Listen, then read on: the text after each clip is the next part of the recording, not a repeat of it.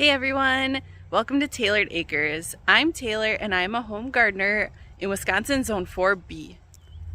This is my vegetable garden and it's kind of a mess right now because I have my landscape fabric pulled back to amend my soil today. You can see my garlic is coming up good. I just gave that a watering. Strawberries in the back. Otherwise there's nothing else planted in here right now. So this landscape fabric will be on its third year already, and it's done great. Some of the cool weather crops though don't like it because it is warmer around them. So just as a note, if you're going to be using that, and then also burn the edges because you don't want it to unravel. Hi! So today we're gonna be using the broadfork because I'm trying to transition to a no-till method. Last year I did till, but this year I'm not going to. So I'm going to use the broadfork. And then also I had a soil test done and I was low in potash and then just a little bit low in everything else. So I just have this garden tone to sprinkle around as well. So I'm going to be following the dosage instructions on that soil test that I got. I sent this soil test into the University of Wisconsin lab over winter, and it took them about a month to get it tested. So this is what the results look like that they send back to you, and there's a few other pages of instructions as well. This part of the report shows pH, phosphorus, and potassium, and you can see here that my potassium is very low, so that will be my focus on what I need to add this year. The table below the graph also shows that the organic matter is 10.7% in my garden. I do have a separate video showing how I took my sample and sent it in to the lab. And I will put the link below to that one if you are interested.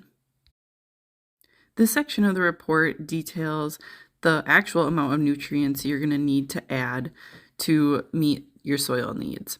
So we need to add a little bit of nitrogen, a little bit of phosphate, and quite a bit of potassium.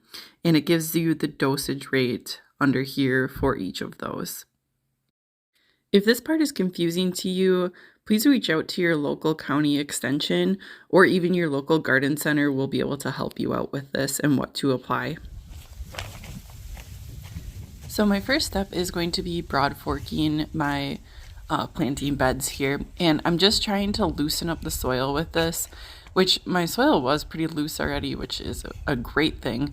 I have just bought this broadfork online from Amazon, I believe, and it's really nice. My only complaint is that it's super sharp, and you'll see here I pierced my drip tape unfortunately a couple times, so lesson learned there.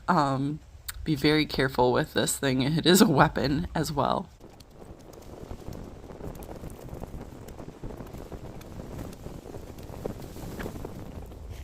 My next step is applying my amendments. So I'm starting with the garden tone here, and this is just a well-balanced fertilizer, and I'm just spreading it out over here. You can see it's pretty windy today.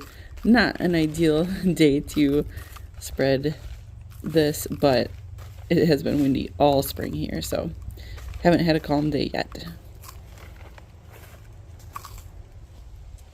My next amendment here is my potash, and this was just the ashes from our wood-burning stove. So it was free, which is even better. They did have a couple options for heavy potash amendments at the garden center, but this is obviously organic and more along the lines of what I'm looking for my garden.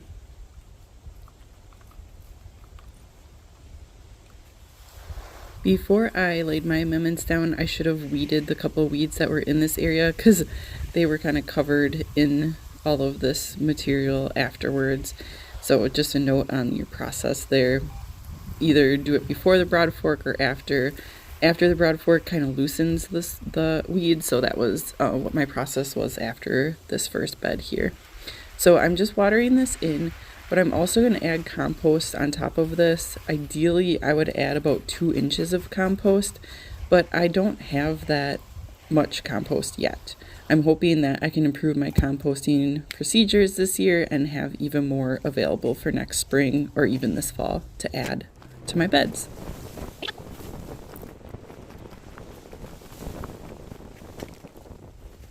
My last step here is just to stretch my fabric back out. This was a little bit difficult because they were all messed up. So I was on the struggle bus a little bit with this, but I used the garden stakes to stake this back down, and it has been a little bit of an issue because the soil is so loose. There's not much for those garden stakes to attach to. So in the future, I'm going to be looking at not using this black fabric, but to do more like mulch in place, like winter or spring cover crops and other methods of covering the ground, because that's the whole goal with the no-till method, is that your growing bed is always covered with something, whether it's mulch or compost or a cover crop. So that will be my goal moving forward, but as everything, it's going to be a gentle transition to try to figure this out, but I'll definitely do more videos on that to bring you all along on my process.